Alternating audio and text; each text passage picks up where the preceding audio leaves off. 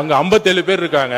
நாங்க எந்திரிச்சோம்னா அந்த சபையை அவங்க பேசவே முடியாது. எதிர்க்கட்சி தலைவர் பேசும்போது நாங்க எந்திரிச்சோம்னா மாண்புமிகு என்ன பேச விடுங்க. மாண்புமிகு பொதுப்பணித்துறை அமைச்சர் சொன்ன கருத்தை நான் ஏற்க முடியாது. முன்னாள் முதலமைச்சர் மு.க. ஸ்டாலின் அவர்கள் ஹோம் மினிஸ்டரா இருக்கும் பொழுது அன்றைக்கு கொடுத்த டிஜிபி, அன்றைக்கு கொடுத்த இருந்த எஸ்பிக்கள் கொடுத்த ஆதாரம் இது. போக்சோ வழக்கு கிட்டத்தட்ட 40-60% ஒவ்வொரு ஆண்டும் ஏறி இருக்கு. 2.5 வயது குழந்தையை கற்பழித்து திமுக உறுப்பினர்னு எஃப்ஐஆர் போட்டது உங்களுடைய அரசு தான். அதை தான் நாங்க பதிவு பண்றோம். ஒரு வார காலமாக தமிழ்நாட்டில் என்னென்ன சட்ட ஒழுங்கு பிரச்சனை, போதைப் பொருளால எத்தனை கொலைகள் நடந்திருக்கு அப்படிங்கிறது நான் மட்டுமல்ல, இங்க இருக்கக்கூடிய அனைத்து கட்சி தலைவர்களும் இந்த அரசனுடைய கவனத்திற்கு நாங்க எடுத்துட்டு வந்தோம். தவிர அதற்கு நீங்க இதுவரைக்கும் எந்த அமைச்சரும் அதற்கு சரியான பதில் சொல்லவே இல்லை. ஆனால் மாறாக உங்க ஆட்சியில் இப்படி நடந்தது, உங்க ஆட்சியில் இது நடந்தது அப்படின்னு குறை சொல்லிக் கொண்டிருக்காங்க. அது போட்டோ தான் காட்டினாரு, எஃப்ஐஆர் பதிவு பட்டிருக்கு அப்படின்னு சொன்னாரு. இதுல இருந்து என்ன தெரியுதுன்னா, எங்களுடைய ஆட்சியில நாங்க நடவடிக்கை எடுத்திருக்கிறோம். கூடுதல் தகவல் தேவைப்பட்டாலோ அதை நாம எங்கேயும் போய் தேட வேண்டிய அவசியம் இல்லை. இந்த ஆட்சியில